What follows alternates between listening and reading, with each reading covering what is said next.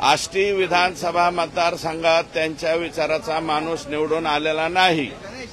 मी भारतीय जनता पार्टीचा माणूस म्हणून निवडून आलेलो आहे। पंकजाताईंची तक्रार तुम्ही राष्ट्रीय नेतृत्वाकडे करणार? 100% करणार।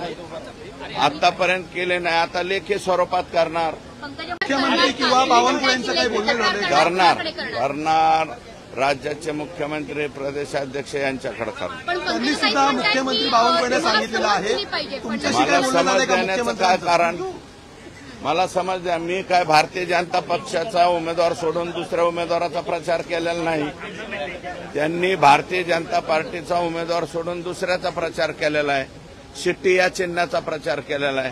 मग कारवाई करायची तर त्यांच्यावर कारवाई करा, असं माझं मत आहे। मुख्यमंत्री किंवा तुम्ही राष्ट्रीय सचिव स्वतःला मानता आणि बीड जिल्ह्यात माझी एकच सीट मानता, मग कसं काय राष्ट्रीय सचिव असू शकतो? त्यांनी 2 सीट, भारतीय जनता पार्टीच्या 2 सीट होत्या ना, एक नमिता मुंदडा आणि दुसरा सुरेश धस, मग 2 सीट म्हणायला पाहिजे। त्यांच्या भाषणाची क्लिप आहे तुमच्याकडे। बीड जिल्ह्यात माझ्या वाट्याला एकच सीट आहे म्हणलं। ज्या विषयामध्ये कुठलाही संबंध नसताना माझ्या नावाचा उल्लेख करणं किंवा कुठल्याही टिप्पणी करणं वैयक्तिक पद्धतीने हे त्यांनी करणं अपेक्षित नाही आणि त्यांनी ते करू नये।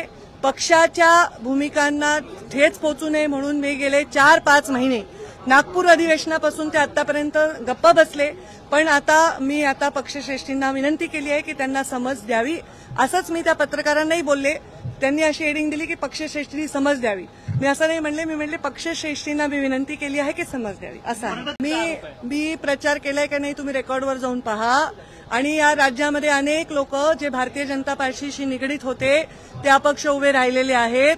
अनेक लोक दुसऱ्या पक्षाचे अपक्ष उभे राहिलेले आहेत। डायसवर जाऊन प्रचार करून मतदानाची मी विनंती केलेली आहे। त्यामुळे ह्याचं उत्तर मला द्यायचं नाही, कारण आरोपच चुकीचा आहे। जर प्रचार करताना आरोप करायचा होता जाहीर सभेमध्ये, त्यांनी प्रचार करताना तर माझ्याशिवाय कुठल्या नेत्याचं नाव देखील घेतलं नाही या राज्यात।